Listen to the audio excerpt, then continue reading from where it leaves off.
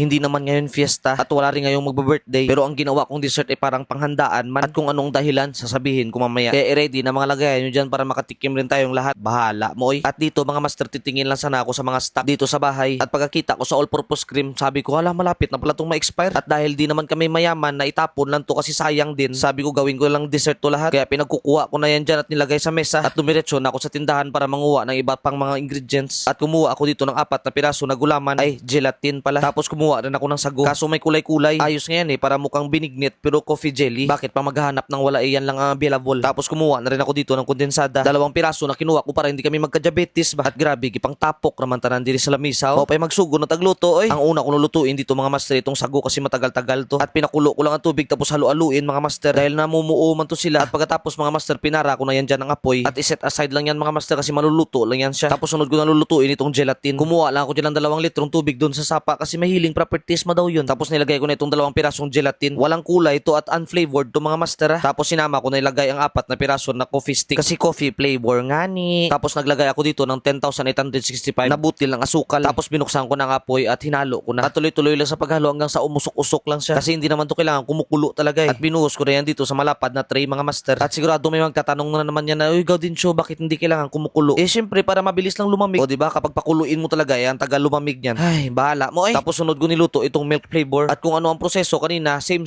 lang to mga master. Kaso milk flavor lang to. Naglagay lang ako dyan ng 1 lata na evaporada. Kasi yan naman talaga ang partner ng kape eh, gatas. At hindi rin siguro pwede na salabat flavor ang ilagay natin dito. Diba? Bahala mo eh. At ginamitan ko pala yan dyan ng blowtorch mga master para mawala itong mga bula-bula ba. At habang inaantay ko na lumamig ang gelatin, niready ko na ang sabaw na matamis ng kopi jelly. Nilagay ko na dyan ang 2 lata ng kondensada. Tapos sinunod ko ang 3 piraso na all-purpose cream. 3 piraso lang mga master kasi masyadong marami kapag ubusin ko yung 5. Tapos naglagay pa ako dyan ng 1 lata na evaporada para hindi masyadong malapot pa. At sa panghuli, naglagay ako ng tinunaw na black coffee sa warm water. At ito talaga ang pinaka-importante kasi kapag hindi tayo naglagay nito hindi naman tumatawag na kopi jelly. At dahil parang nahirapan ako sa kalisod sa paghalo dito na gamit ang luwag, kumuha ako dito ng whisk para madali. Ganyan talaga mga master, kailangan mo talaga makaranas ng hirap para matuto ka sa buhay. At dito, nilagay ko na ang sago mga master. Ito ang una ko nilagay para maghiwa-hiwalay na to sila kasi nanikit-dikit man to. Tapos nung lumamig na ang gelatin, hiniwa-hiwa ko na ito ng pa-cubes-cubes. Ah, grabe paspasa man maghiwa oy. At pagkatapos hiwain mga master, binuhos ko na dito sa lagayan. At hindi ko muna inubos lagayan mga master kasi baka umapaw ba. Tapos sinunod ko agad ito ang puti. At pagkakita ko na parang hindi naman naapaw, inubos ko na lagay. Tapos inubos ko na lang din ito lagay itong coffee flavor na gelatin. At halo-haluin na sos, tignan nyo naman yan mga master oh. Malapit na talaga yan umapaw ba. At sabi ko parang may tira pa mang cheese anti-Eden dito sa rep. Kaya kinuha ko at hiniwa-hiwa ng pa-cubes-cubes. At nilagay ko na yan dyan para dagdag lasa rin to mga master. Para dagdag umay ba. Sos, tignan nyo naman yan mga master oh. Ilalagay ko na ito sa rep para lumamig na to at makakain na ang lahat. At pagkatapos minatira pang 2 piraso na all-purpose cream. Kaya lutuin natin yan para hindi masayang. At ang lulutuin ko dito mga master, itong macaroni salad. Grabe, 1 kilong macaroni salad yan mga master oh. Parang may handaan talaga ba. Kaya paspasan na natin to mga master, baka masyadong mahaba na naman ang video ba. Napakuluan ko na pala itong macaroni, ang bilis lang mga master no. Kasi hindi na kailangan i-explain ang pagpakulo nito mga master